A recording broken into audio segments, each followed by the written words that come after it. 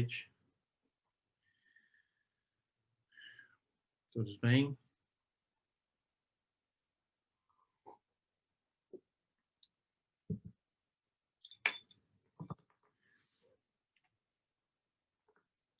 Então, hoje nossa palestra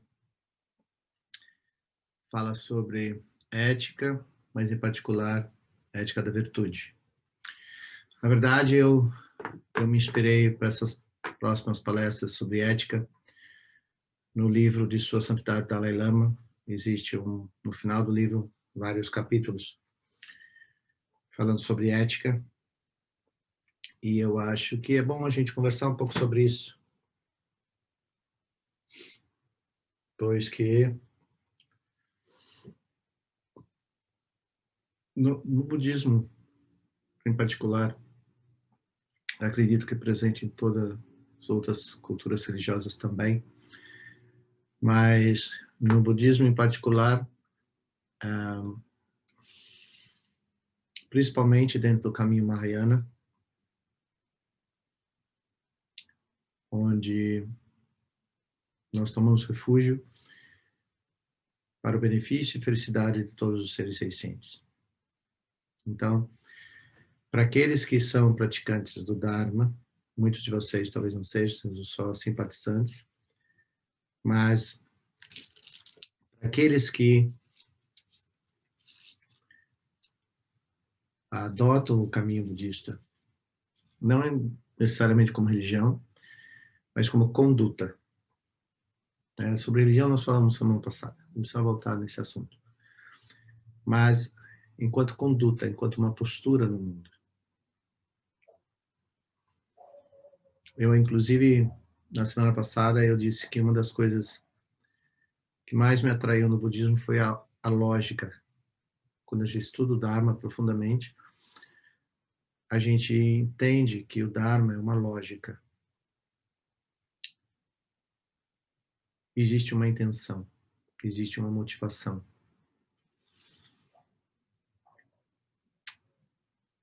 E isso é importante quando nós olhamos o quão impactante é o sentido da ética na prática budista em si. Porque nesse capítulo, Ética da Virtude, ele vem depois de um capítulo que eu não optei em dar, porque eu acredito que todas as vezes que eu falo de ética, eu já fiz várias palestras aqui de ética, a gente fala que ética é que nós temos responsabilidades sobre o que nós pensamos, nós falamos e nós fazemos, em termos de estado de full awareness, plena consciência, que a resultante das nossas ações não venha a ser a experiência de sofrimento, nem para nós, nem para outros.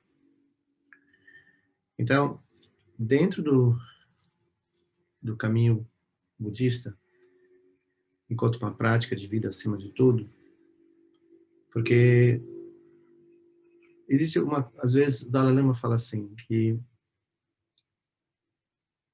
se nós adotamos uma religião, seja ela qual for, buscando a salvação, talvez a gente não tenha desenvolvido a motivação e a intenção verdadeira. Enquanto seres sencientes, enquanto seres humanos, fundamentalmente todos nós temos a mesma aspiração, que é de sermos felizes. De termos uma vida harmoniosa, de sermos capazes de construir relações humanas harmoniosas, construtivas, positivas, benéficas. E possamos usufruir disso, preservando uma experiência de lucidez, de serenidade, de calma, de felicidade. Então, algumas vezes, quando eu falo sobre felicidade, eu digo, olha, existem várias maneiras de nós experienciarmos felicidade.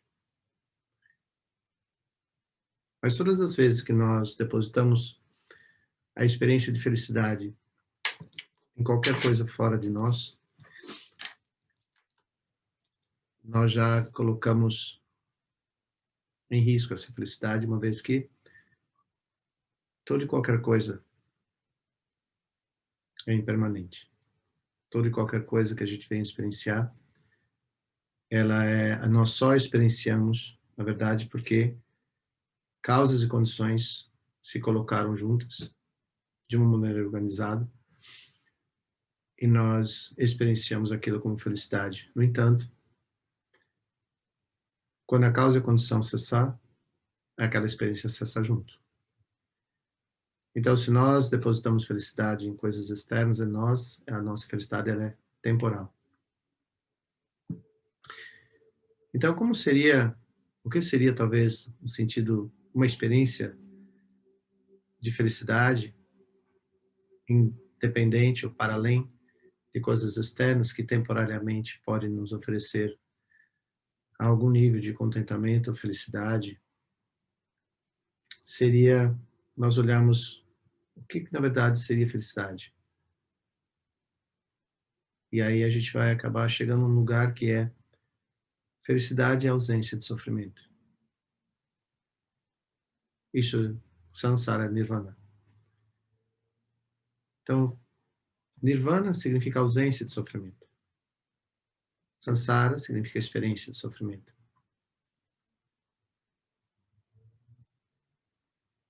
Então, para que nós venhamos a experienciar nirvana,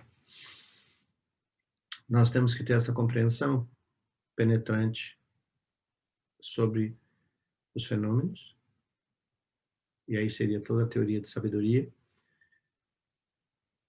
mas minimamente entender que à medida que nós vamos diminuindo os nossos apegos, aferramentos sobre tudo isso que é legitimamente temporal, se nós prestarmos atenção, nós começamos a experienciar um prolongamento, por assim dizer, de uma experiência de tranquilidade, de calma, serenidade, lucidez, paz. Então, talvez essa felicidade genuína, que a gente nomeia no budismo, ela seja exatamente uma experiência de uma mente que repousa em uma experiência de lucidez, de serenidade, de paz. Às vezes, vez por outra, nós até experienciamos isso.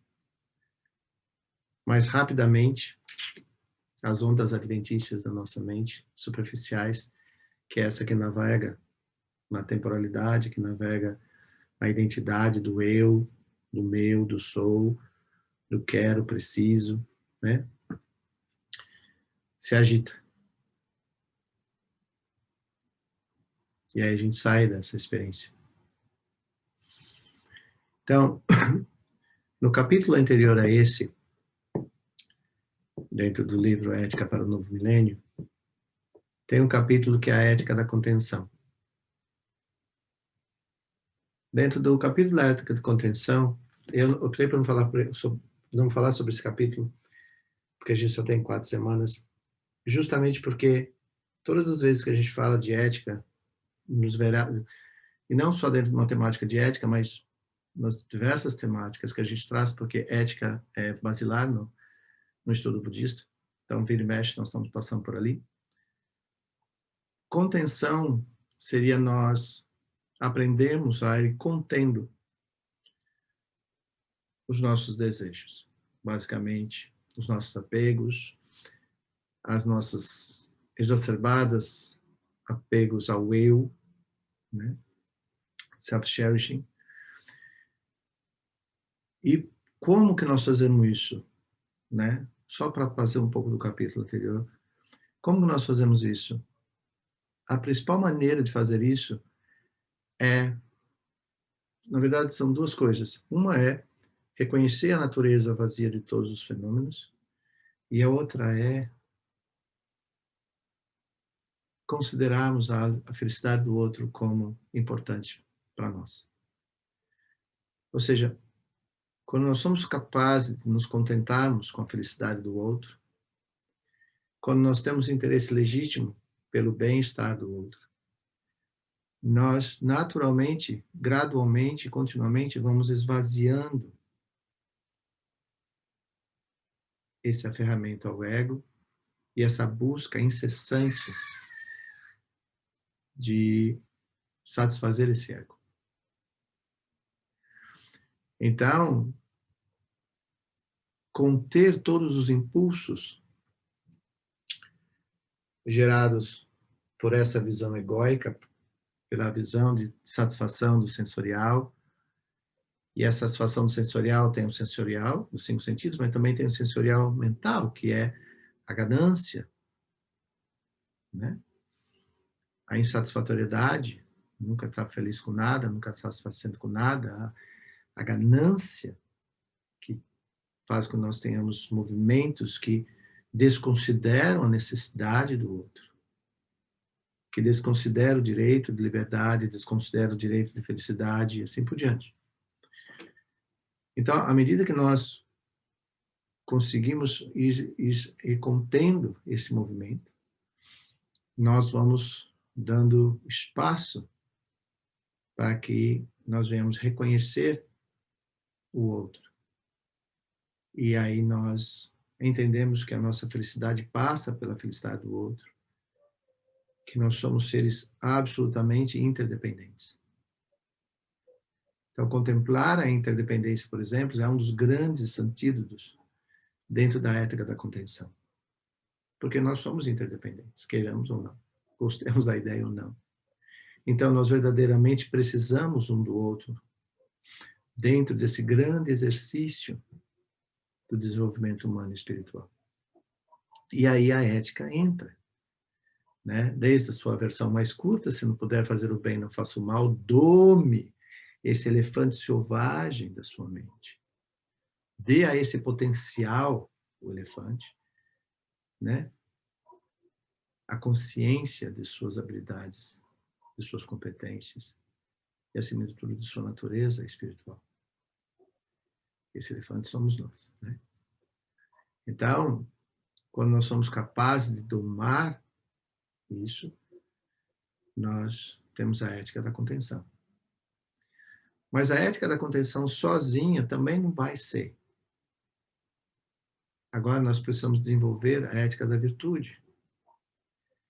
E a ética da virtude, ela é um grande exercício daquilo que nós chamamos das qualidades humanas, ou que a gente chama também no Dharma, eu falo muito para vocês sobre isso, que é as nossas qualidades humanas e espirituais. Então, quando nós no Dharma falamos de espiritualidade, nós estamos falando, acima de tudo, das nossas qualidades básicas, como amor, compaixão, paciência, tolerância, humildade. E a humildade é quando nós realmente damos luz ao outro, né? E reconhecemos que o outro sempre será o caminho pelo qual nós reconhecemos aquilo que nós temos como virtude no exercício delas em prol do benefício e felicidade do outro, como também é através do outro que nós reconhecemos também os nossos condicionantes, como a mesquinhez, como a inveja, como os ciúmes, né? Então, esse exercício constante disso. No grupo de estudo do refúgio, uma das temáticas importantes nesse grupo de estudo do refúgio é justamente nós vimos a reconhecer que a interdependência, e temos a habilidade de reconhecer a interdependência, e reconhecemos o outro e a natureza não diferente do outro em relação à minha própria natureza, e reconhecer as aspirações básicas do outro, fundamentais como não diferentes da minha, joga para cima todo e qualquer sectarismo religioso e nos aproxima dessa tão importante humanidade que nós somos. Então, há um tempo atrás, não lembro o título exato do que foi, mas certamente era um dos ensinamentos de Khenpo Rinpoche, onde ele enfatizava o quão importante era nossa habilidade de reconhecermos as qualidades dos outros. E como era um meio muito hábil nós reconhecemos os nossos condicionantes também na relação com o outro. Então, nós não estamos falando de religião, nós não estamos falando dessa ou daquela religião. Por exemplo, no Dharma não existe conversão. O Dharma é uma escolha adulta, né? No Dharma a gente não batiza a criança, a gente fala ela é budista. Não, ela vai se tornar um praticante dos ensinamentos do Buda quando ela achar que para ela é bom. Ela vai pedir o refúgio a um professor e vai seguir os ensinamentos do Dharma. Isso também não significa que ela vai abandonar a cultura religiosa que ela herdou dos seus pais. A minha compreensão sobre o cristianismo se expandiu imensamente quando eu estudei o Dharma. Foi justamente por reconhecer essa aspiração fundamental de todo e qualquer um de nós. E os métodos, eu conheço as religiões como sendo métodos, são muitos, e que bom que são, para atender a necessidade de tantos. Se houvesse um único método, aí seria muito difícil. Como há muitos métodos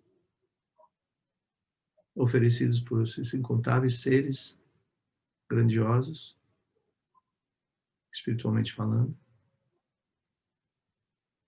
que possibilita que a gente tenha tantos métodos. E mesmo dentro do Dharma, o próprio Buda foi de uma compaixão e uma generosidade incomensurável. Nós temos diferentes tradições, diferentes linhagens, diferentes escolas, mas o Tripitaka é o mesmo. Mas a maneira de nós nos aproximarmos, né, a maneira como nossos condicionantes vão permitindo que a gente veja ali algo que pode nos ajudar. E por isso que essa temática de falar sobre a ética das virtudes, ela é extremamente importante, porque não há nada de novo que a gente vai falar aqui. Talvez a gente vai falar isso de uma forma estruturada para esse título. Mas, basicamente, o que nós vamos estar falando é o que é felicidade, se não uma experiência mais prolongada, mais, eu gosto de falar assim, mais lúcida, mais consciente. Por que eu vou falar dessa maneira? Porque entre todas as nossas ilusões que tentam nos seduzir a todo tempo, nós precisamos de coragem para fazer opções ou escolhas que venham oferecer para nós tais experiências de serenidade e lucidez, que talvez, a nível da ilusão, do sensorial, não seja aquelas que vai nos dar grandes euforias, grandes oba-obas, grandes viagens, né? Emocionais, sensoriais, mas é aquela que permite uma coragem, um pertencimento, um ser. Ser. Então, quando nós, por exemplo, no Dharma, recebemos ensinamentos daquilo que nós chamamos das 6 paramitas, ou 6 perfeições, e estudamos essas paramitas, e desenvolvemos a verdadeira intenção e motivação de trazer cada uma dessas paramitas para a nossa vida prática, para a nossa vida do dia a dia, nós estamos fazendo esse grande exercício de desconstrução desse ego. Generosidade, ética, paciência, esforço, tolerância, né? São as ferramentas das paramitas. Obviamente, sabedoria, que é o entendimento último dos fenômenos, da natureza dos fenômenos. Mas cada vez que nós adentramos a experiência de cada uma das 6 paramitas, e ela tem uma sequência que a gente deve seguir para a gente entendendo a lógica disso, essa experiência justamente é o exercício dessa espiritualidade. E nós precisamos do outro para poder realizar cada uma dessas paramitas. Então, nesse capítulo, que a gente chama de ética ou virtude, a ética da virtude, simplesmente está se dizendo que nós está fazendo um convite a uma reflexão sobre a ótica da ética, que nossas ações do pensar, falar e agir jamais ser causa e condição de sofrimento ao outro, mas também aponta para, se nós quisermos verdadeiramente cultivar a ética, nós temos que cultivar virtudes. Por quê?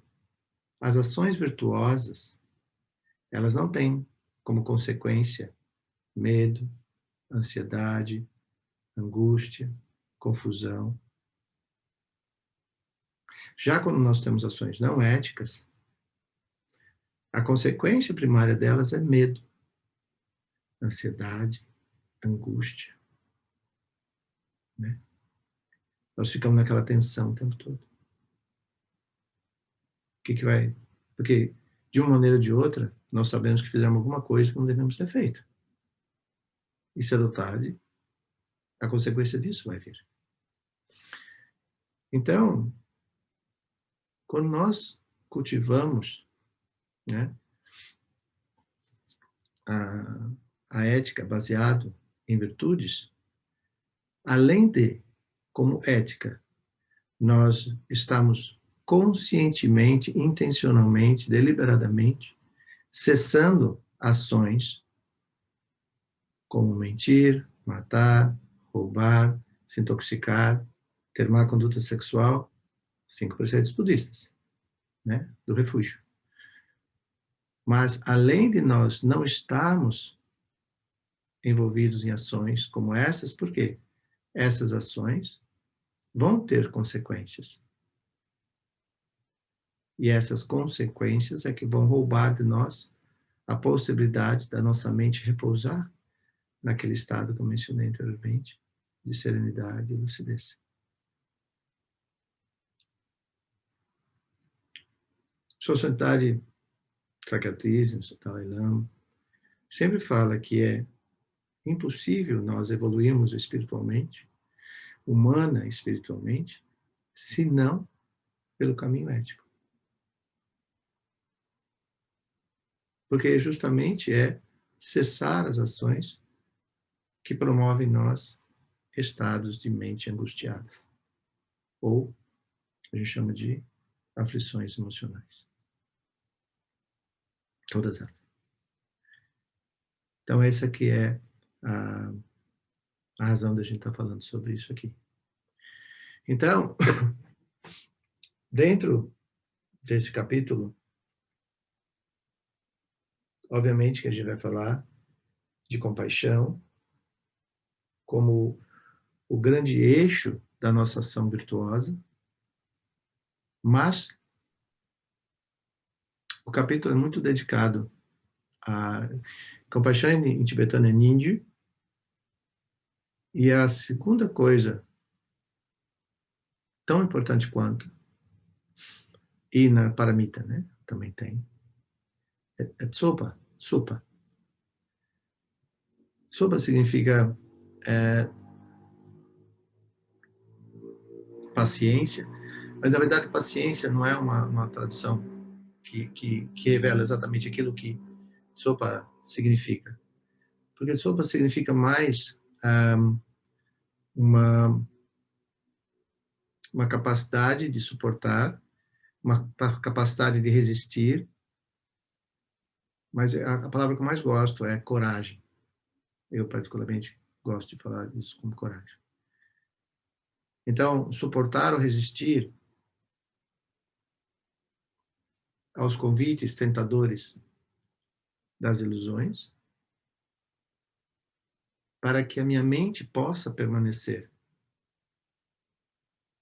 em shamatha, em calma abiding, em calma mental.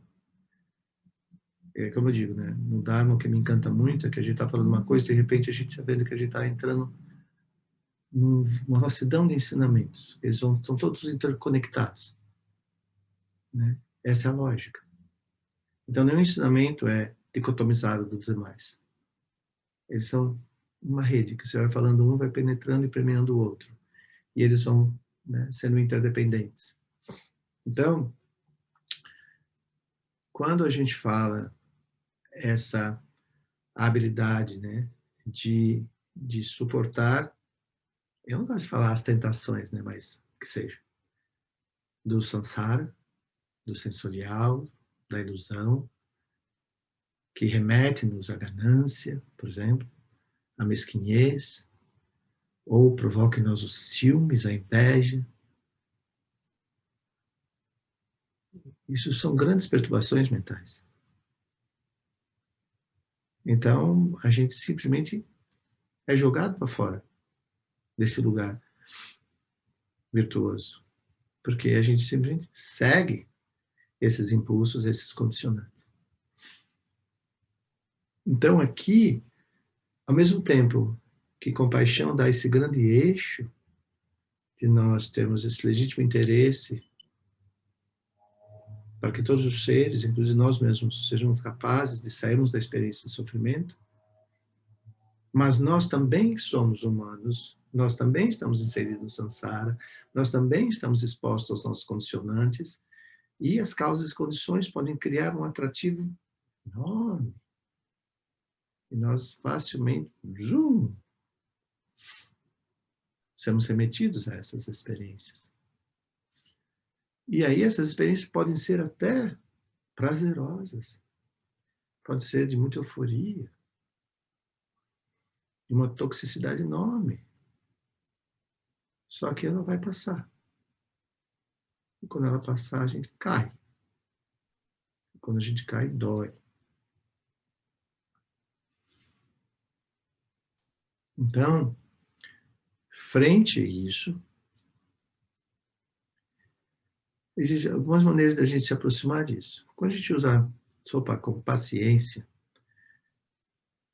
então vamos lá. Se você começar a treinar as paramitas, a primeira é a generosidade. A gente fala, imagina, generosidade é fácil, eu dou coisa para todo mundo, não tem problema nisso não. Aí a gente vai perceber que generosidade está muito longe de ficar nesse varejo de dar coisas materiais aos outros. Certamente nós podemos ajudar muitas pessoas, provendo elas de conforto material. Certamente. Mas não está funcionando numa transformação interna. Pode ser, nós doamos coisas que não usamos. Doamos coisas que temos em excesso. Raramente abrimos de coisas. Eu vou abrir mão disso aqui em prol dessa aqui. E eu não tenho outra. Eu vou dar essa única que eu tenho. Até que a gente descubra que generosidade é um doar de si.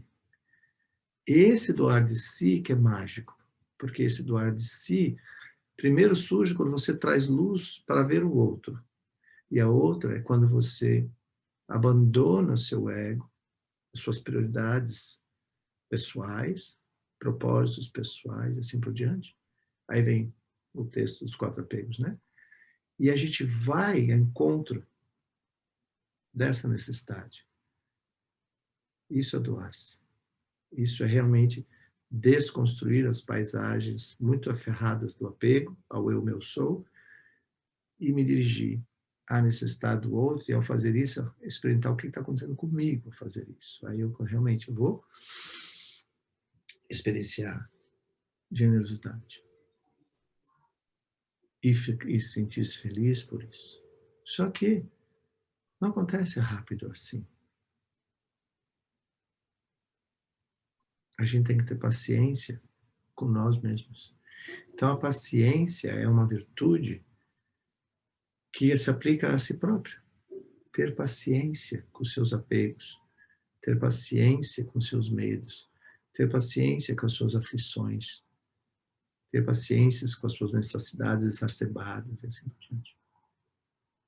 Mas não desistir do movimento. Esse é o ponto. Não desistir do movimento.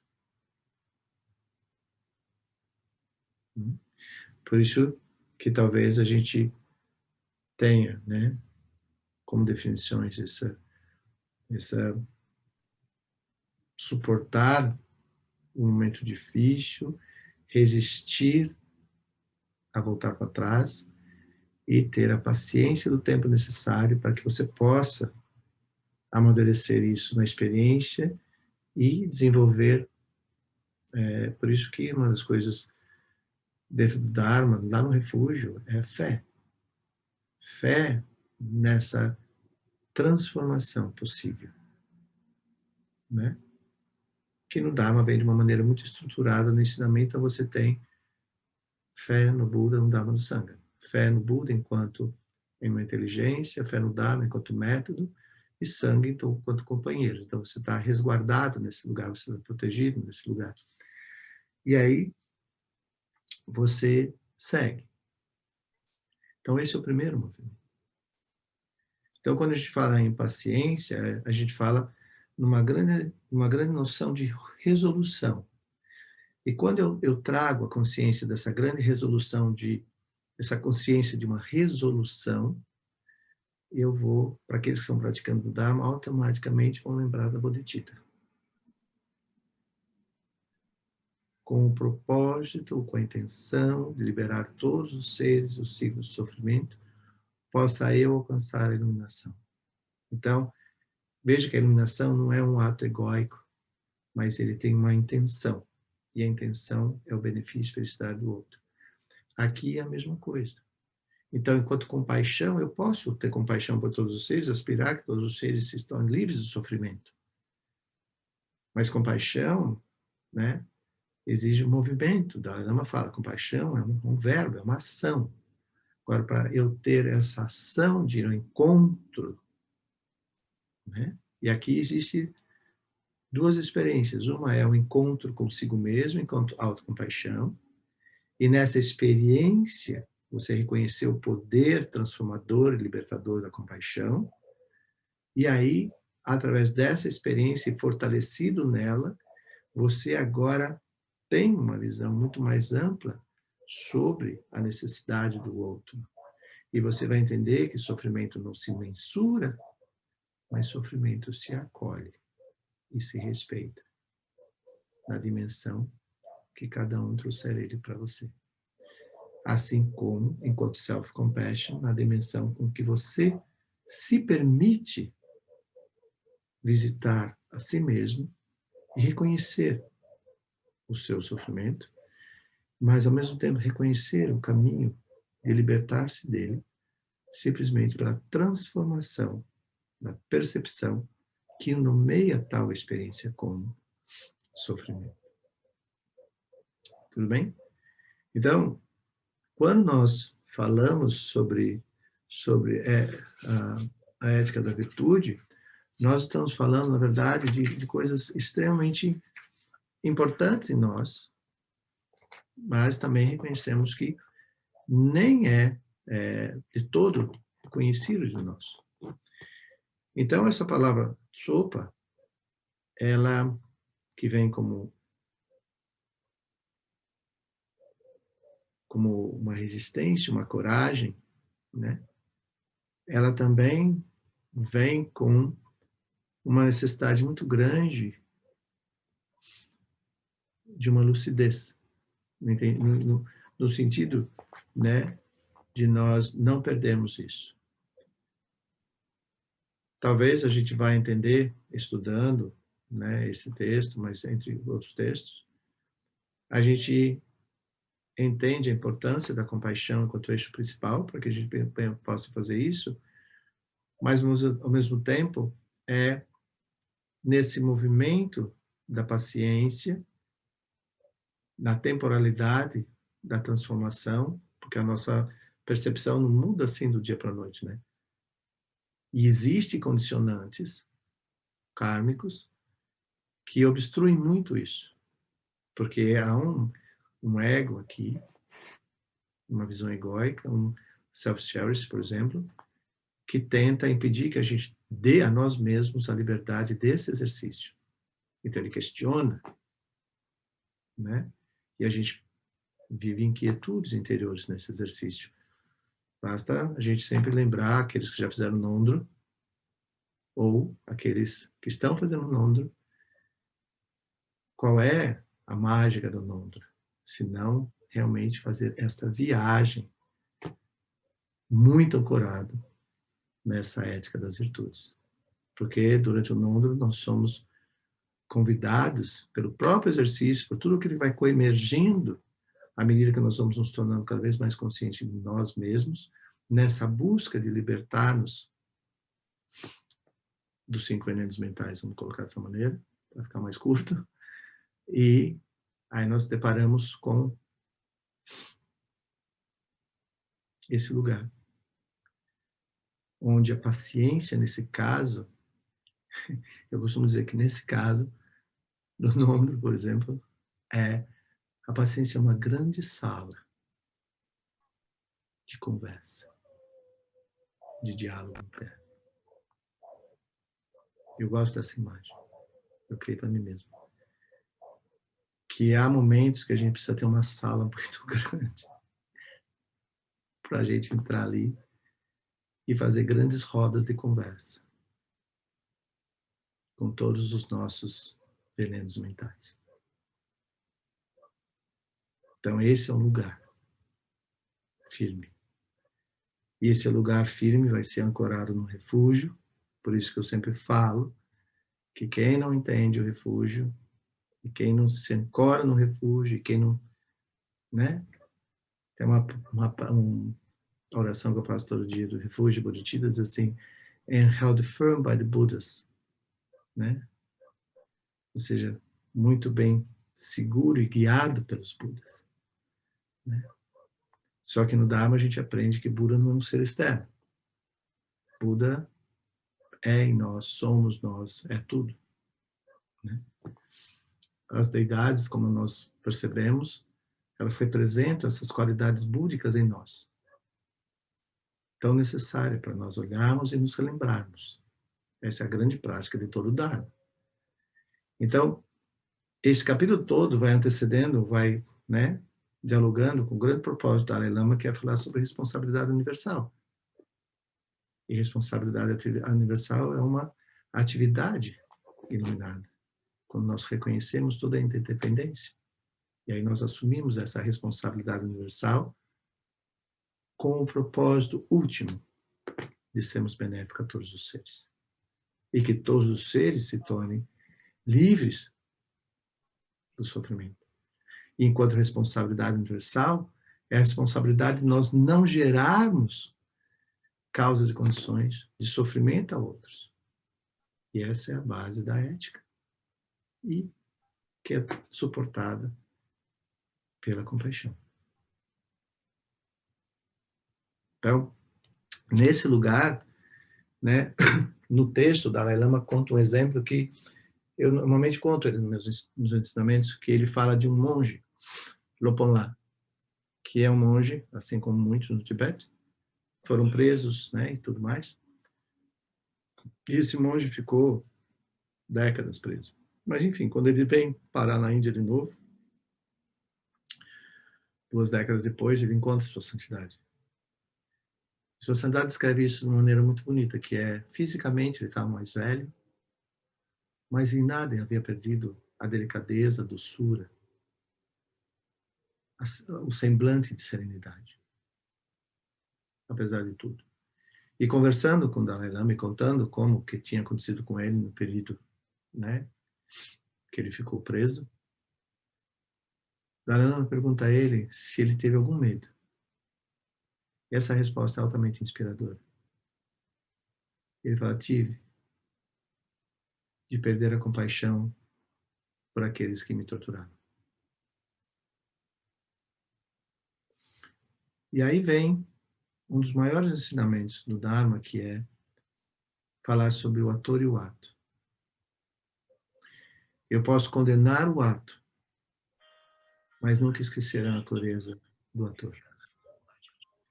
Isso é fundamental e é base dentro desse texto aqui, dessa ética da virtude, porque ser compassivo, ser virtuoso, não significa ser apático, não significa aceitar que os outros o maltratem, não é isso. Mas também não é sair revidando, se vingando, pagando com a mesma moeda, todas as frases que a gente tem aí para falar sobre isso. Falar de ator e ato, dentro desse capítulo e dentro do Dharma em si, principalmente em compaixão, e há muitos exemplos, a partir de nós mesmos, que nós podemos relembrar de ações que a gente já fez, né? Todos nós fizemos algumas coisas, tivemos algum surto de raiva, enfim. E naquele momento, né, que nós tivemos esse surto de raiva, certamente nós falamos coisas, fizemos coisas que nós certamente não faríamos em um momento de lucidez e serenidade. Mas como somos tomados, né, por aquilo que pode surgir como causa e condição, e o que essa causa e condição move enquanto nós condicionantes, e aquilo que surge na nossa mente devido ao condicionante, e nós reagirmos a isso, ou agirmos impulsionados por isso, nós nos transformamos fisicamente, nós fazemos coisas, falamos coisas, somos irreconhecíveis. Passado esse momento, a gente vai recuperando a lucidez, a serenidade. E aí a gente percebe, né? Principalmente se ficaram sequelas, né? Externas, em outras coisas, enfim, efeitos, resultantes, consequências. E a gente, quando olha para isso, a gente não acredita que fez isso, que disse isso, e assim por diante. Ok. Num segundo momento, de repente nós vemos alguém tomado por o mesmo movimento de raiva, de ciúmes, de inveja, do que for, a fazer ações.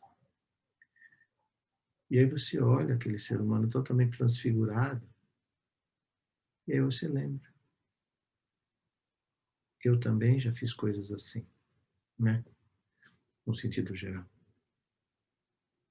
E como é que surge a compaixão?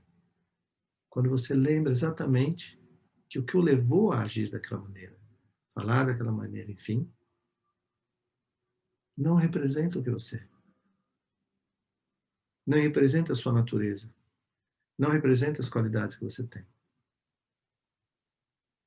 Então, quando nós vemos, nós reconhecemos.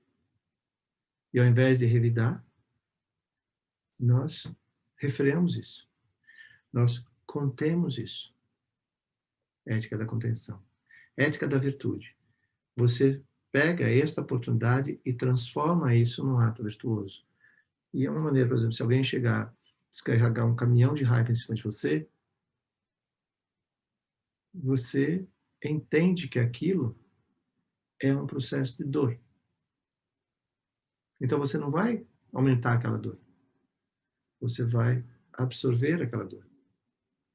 Por reconhecer que a natureza daquele ato não representa a natureza do ator.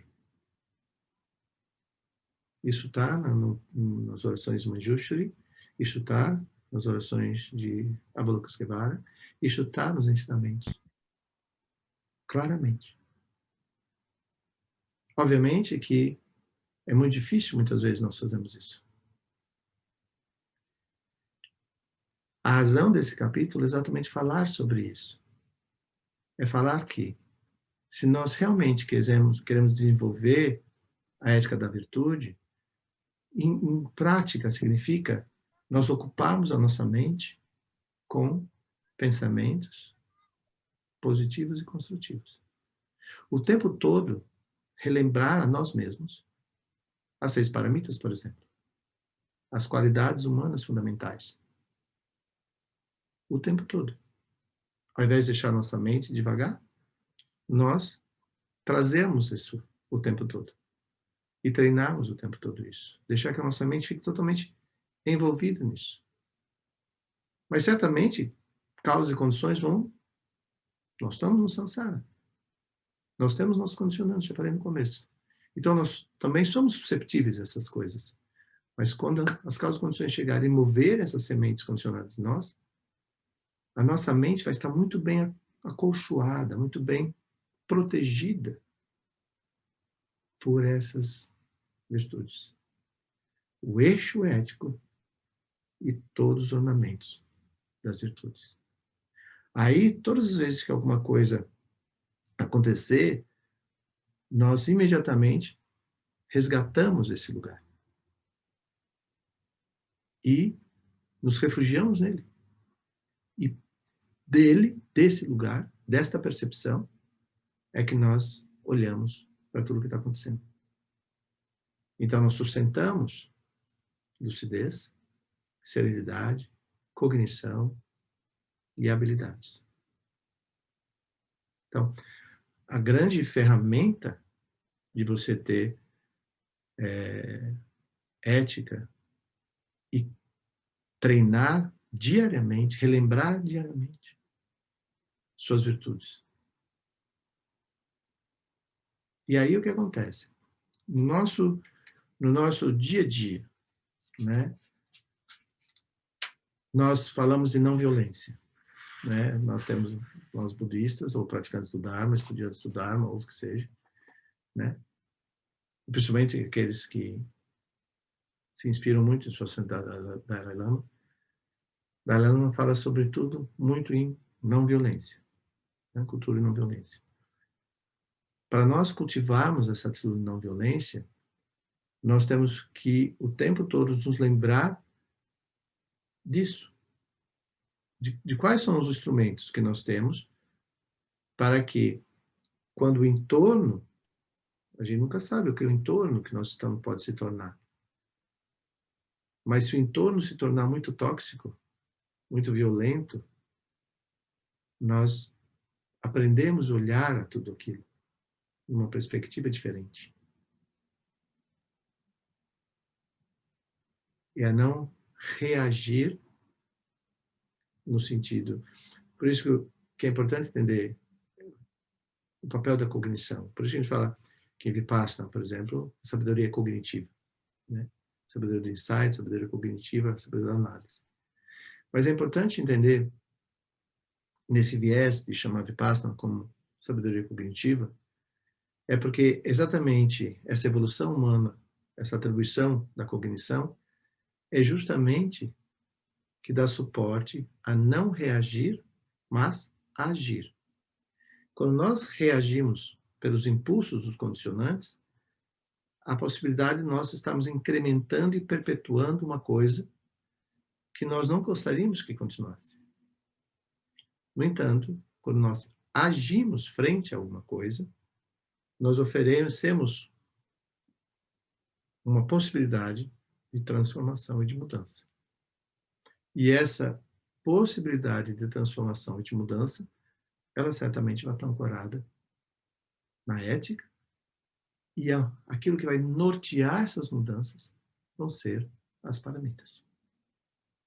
Então, para aqueles que são budistas, por exemplo, quando nós falamos do caminho do Bodhisattva, quando nós falamos nos bhumis, que são os estágios para chegar do Bodhisattva, cada um desses estágios são representações da prática das paramitas. Então, as paramitas em si, quando nós estudamos profundamente elas, nós temos nelas as virtudes que pacificam, purificam os venenos mentais. Então, se nós queremos uma cultura de não violência, né, nós devemos cultivar essas virtudes. O eixo vai ser ético, no sentido de nós não sermos causa e condição de sofrimento a ninguém. Então, quando nós realmente fazemos essa resolução com essa intenção, nós não somos covardes frente às violências que podem estar acontecendo, mas pelo contrário, nós somos agentes promotores de possibilidades de transformação. Então, essa é a grande ferramenta do que a gente chama de ética das virtudes. É elaborarmos de maneira cognitiva, de uma maneira prática, de uma maneira eficaz ou eficiente, ações no mundo de transformação. Aí isso a gente pode ter visto historicamente, por exemplo, Gandhi, né? Seja você a transformação que você quer ver no mundo. Ou seja, quando nós falamos sobre isso, frente à diversidade, frente às dificuldades, nós nós podemos falar duas coisas, né? A gente normalmente fala autoconhecimento ou autocontrole, né? Mas uma coisa, não sei se eu vou me explicar o que eu gostaria de dizer, mas se você é bonzinho porque alguém disse para você ser bonzinho, isso não é autocontrole ou um autodesenvolvimento. Autocontrole e autodesenvolvimento é quando você acredita, você tem convicção nas suas qualidades, nas suas habilidades, nas suas competências, fazendo uso das qualidades espirituais humanas, que eu já citei anteriormente. A intenção é ética, no sentido de não produzir causas e condições de sofrimento. A intenção é compaixão, é no sentido de o que nós fazemos com a motivação de liberar, né, o sofrimento que está ali, liberar os seres que estão sofrendo, liberá-los da paisagem, da ilusão que promove o sofrimento. Então, quando você consegue usar a paciência como uma ferramenta de autocontrole, então você tem uma habilidade de intencionalmente ir cessando os movimentos de pensamentos não auspiciosos, não virtuosos ou violentos. Por quê? Por que eu estou dizendo isso? Porque muitas vezes o ambiente, a situação que se apresenta pode ser tão difícil que o nosso movimento inicial pode ser violento. E aí, por mais que nós tenhamos a intenção de trazer paz e equilíbrio, talvez nossa ação seja violenta. E aí, nós fomos, de novo, tomados pelas nossas emoções afetivas. Aí, obviamente, que a gente não consegue o resultado que a gente gostaria que fosse.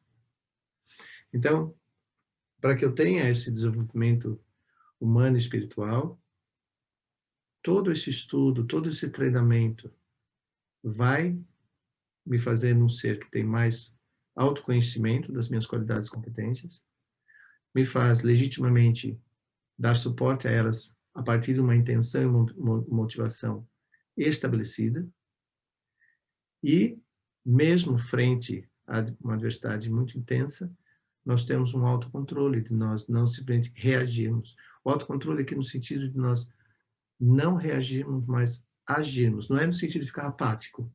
Essa é a grande diferença. Não é no sentido de ficar apático, mas é não ter ações que venham, né, corromper uma intenção verdadeiramente estabelecida. Muitas vezes, no Dharma a gente fala, né? 1 segundo de raiva, 1 segundo de ignorância destrói séculos de virtudes. Vou usar a palavra éons de virtude, esse é o tema, a maneira correta de dizer. E nós sabemos disso. Às vezes, num segundo, a gente faz alguma ação que destrói uma amizade, uma relação legal, e assim por diante. Em 1 segundo. Por um movimento besta, a gente pode promover isso. Destruir muitas coisas. Então, às vezes a gente está conversando, né, em grupos de alunos e falando sobre essas temáticas, e não é raro, né, os comentários de mas isso é possível só para vocês que são monge, ou isso aqui não tem nada a ver com monge, não tem nada a ver com nada disso. Eu acredito, e sempre digo, que tem a ver com a motivação e a intenção. Lembra que quando nós estudamos aquele texto dos 4 Brahmaviharas, Buda começava dizendo que Uma vez tendo você sabido das 4 qualidades, que era a amizade, a compaixão, a alegria, a interdependência,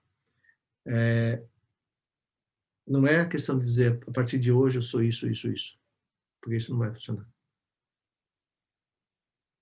Mas se nós minimamente percebemos que temos virtudes e temos qualidades, esse minimamente, quando visto sobre a ótica de uma motivação e intenção verdadeira, esse mínimo se torna enorme, né? É que nem fazer oferenda, né? Eu posso não ter dinheiro e eu pegar um grão de arroz. É um grão de arroz, né? Fisicamente é um grão de arroz.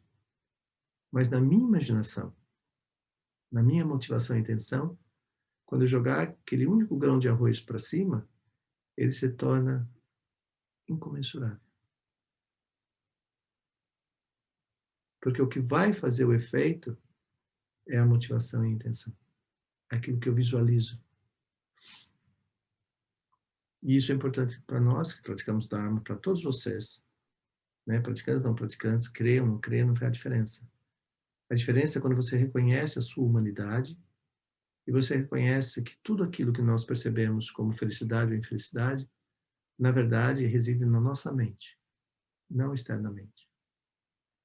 Nós nomeamos externamente, mas a experiência é mental, é interna. Então, aqui, quando nós falamos da ética, das virtudes, é exatamente nós cultivarmos essa postura mental. E a partir dessa postura mental, nós damos ação a ela, externamente. Não é o oposto. É de dentro para fora, não de fora para dentro. Não adianta eu ter um caminhão de arroz para distribuir se eu fizer com mesquinhez e avareza. Mas se eu tiver um saco de arroz e distribuir ele com a motivação e a intenção mais pura que aquilo possa cessar a fome, isso vai acontecer. Então essa é a grande prática dos oferecimentos de mandala. Tudo isso está na nossa mente. Então, se nós verdadeiramente queremos treinar isso, nós devemos entender uma coisa que é tão fundamental no estudo budista. A base do sofrimento é a ignorância. No exemplo que eu estava dando de ver uma pessoa tendo um surto de raiva, alguma coisa, aquele surto de raiva é ignorância. Quando você teve o seu próprio surto de raiva, era ignorância. Por isso que esses movimentos não representam a nossa natureza. Mas para que nós possamos vir a transformar isso, para que isso diminua e cesse, nós temos que reconhecer a natureza desse ator. Aí eu posso dizer que o ato não representa o ator. Em termos de compaixão e virtudes, eu tenho que ter isso muito bem ancorado em mim. Porque também a ignorância, ela dá surgimento ao amigo, o inimigo e indiferença. Não existe pessoas nominalmente amigos, inimigos, indiferentes ou neutros. Existe naquele momento, nesse momento aqui, cada um com os seus, nesse momento aqui, amigos e inimigos. Mas se você olhar para a sua história, talvez no mesmo dia essas pessoas mudaram de lugar um monte de vezes. Elas mudam na sua mente. E porque você acredita nessa imagem, você as trata segundo essa imagem. E você deixa de reconhecer a natureza delas verdadeira. Você está olhando para a imagem que você criou delas, que é uma imagem distorcida do que elas verdadeiramente são. Então, para que eu possa gozar do benefício desse texto, desse capítulo, eu tenho que fazer vários exercícios para que eu possa compreender onde isso tudo surge e onde que eu tenho que, qual é o único lugar que, na verdade, eu posso transformar isso. Eu não posso transformar as pessoas, eu posso transformar a minha percepção sobre elas. E à medida que eu transformar a minha percepção sobre elas, a minha relação com ela muda. E o que coemerge é outra coisa. Mas por quanto eu sustentar essa mesma paisagem, nada acontece.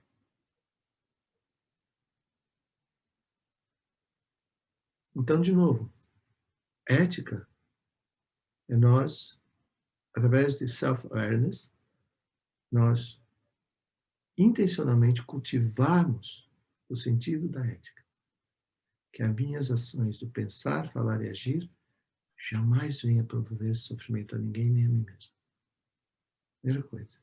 Segunda coisa, intencionalmente cultivar o tempo todo as qualidades espirituais humanas, ou seja, as 6 paramitas. E observar, quando você sustenta essa ética, e você sustenta as paramitas, e você olha para as pessoas através dessa percepção, ou seja, dessas lentes, você enxerga a natureza delas não diferente da sua. Aí a nossa relação com elas muda. Então, quando nós, eu não sei quantos de vocês são pais, mas quando nós temos filhos, nós aspiramos que nossos filhos tenham uma vida feliz, uma vida plena, uma vida segura, uma vida realizadora. Mas nós temos que lembrar que essas crianças de 7 a 7 anos, por exemplo, de 0 a 7, nós somos os grandes heróis deles. O que nós fazemos, eles acham que são certos, porque nós somos os pais deles. Somos quem cuidamos deles, que cuida deles, que nutre, que troca, que leva, enfim. Então, o que nós dissermos, o que nós falarmos, para eles é certo. Então, essa é uma das maiores responsabilidades que a gente tem com os nossos filhos. Agora, expanda essa visão, na visão budista, né? Todos nós já fomos pais uns dos outros. E todas as crianças devem ser vistas com o mesmo amor, o mesmo carinho, como nós vemos nossos filhos. Então, se nós fizermos isso, a mesma educação, o mesmo exemplo, o mesmo tudo que nós fazemos aos nossos filhos, nós podemos fazer para todas as crianças. Então, Dalai Lama sempre fala que, dentro daquilo que a gente chama da educação social baseada em ética, socioemocional baseada em ética, muito se já tinha feito sobre educação socioemocional, mas faltava esse eixo ético, que traz a firme intenção de que as nossas ações não sejam promotoras de sofrimento a ninguém, a desarmonia, a conflitos e assim por diante. Então, quando nós trazemos no exercício as nossas qualidades fundamentalmente ancoradas na perspectiva da ética, muda totalmente a maneira como nós vamos construir esse diálogo. Então, quando nós aqui podemos estar falando sobre cultivar essas virtudes, nós estamos falando em intencionalmente, firmemente, no nosso dia a dia, seja na frente de quem for, onde nós estivermos, de nós intencionalmente cultivarmos essas qualidades. E ir desconstruindo todas as paisagens de conflito.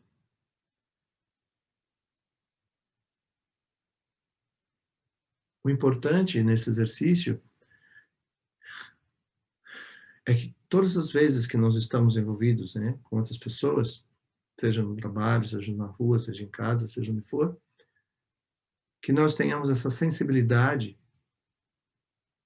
de, aí é self-awareness realmente, de observar quais os sentimentos que vão surgindo quando nós vamos nos relacionando com as pessoas, do que ela fala, como ela fala, as expressões corporais que ela tem, e eu ir percebendo como que a minha percepção disso vai movendo em mim várias coisas.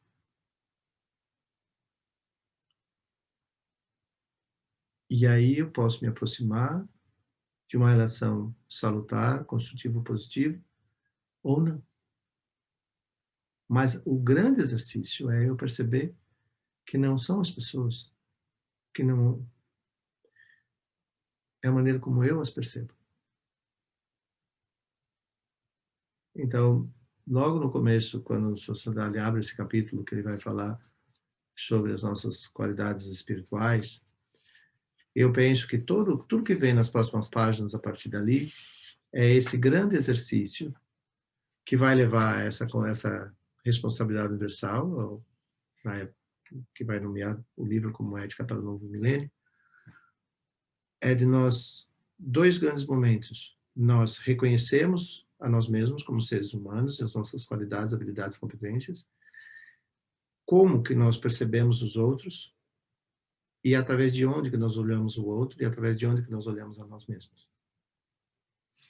Por isso, por exemplo, quando Daniel Goleman fala do triplo foco, o foco em si, o foco no outro, o foco naquilo que pode ser construído juntos, é esse grande exercício que em tudo tem a ver com este capítulo. Porque quando eu falo das éticas das virtudes, e eu já vou encerrando, é o grande exercício de nós realmente percebemos que tudo aquilo que nós visualizamos, na verdade, nós estamos visualizando na nossa mente. E externalizamos essa percepção da maneira que nós falamos, da maneira que nós agimos, da maneira que nós pensamos.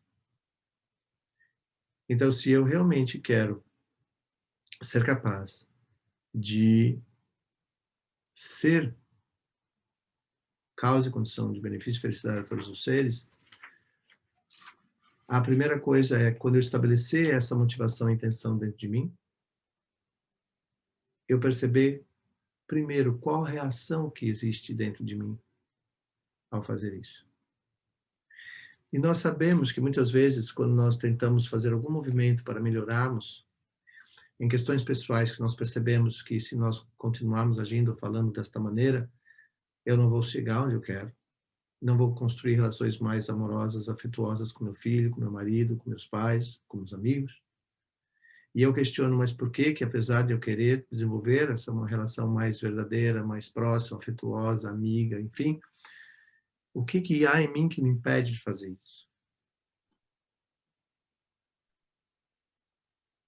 Quando eu faço esse exercício, que é um exercício, na verdade, de self-compassion,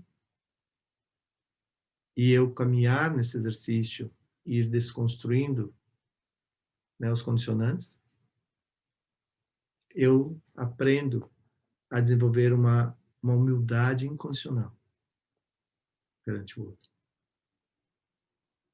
E a razão dessa humildade incondicional surgir é porque foi através da contribuição de todos e cada um desses outros é que me foi possível fazer essa transformação interna. E a partir dessa transformação interna, a maneira que eu vejo os outros coemerge de uma maneira totalmente diferente. Essa é a beleza do exercício, né? Então, enquanto seres humanos, enquanto nós vivemos em sociedade, o quão importante é nós sabermos disso. O quão mágico é nós sabemos que uma das coisas que, como eu vou repetir, dentro do refúgio, quais seriam as causas de tomar refúgio? Uma delas é fé. Mas fé no desconhecido não funciona, né? A gente tem que desenvolver fé através da experiência.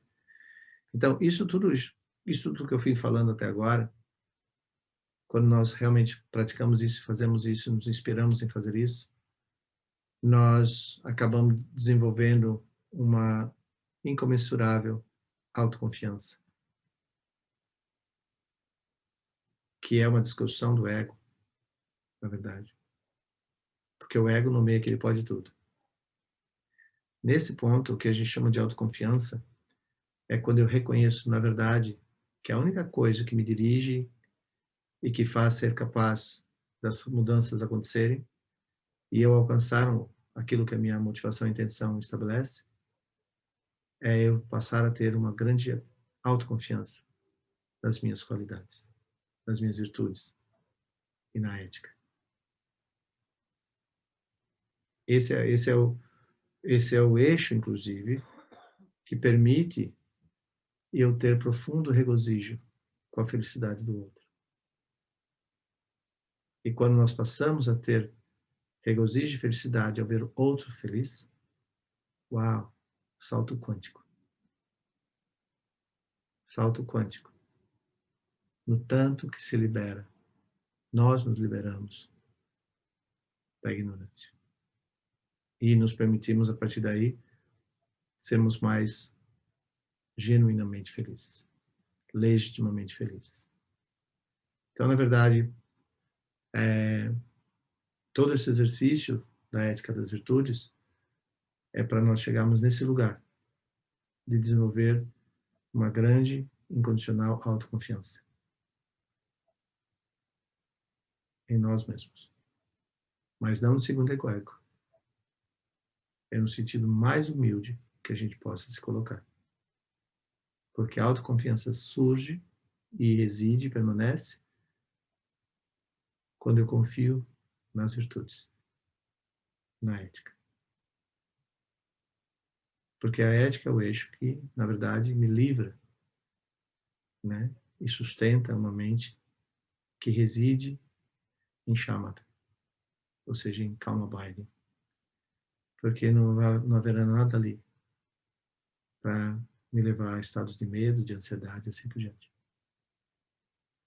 Por isso que na oração de Samadhavada tem uma parte que vai falar que aqueles que são os bhikshus, né?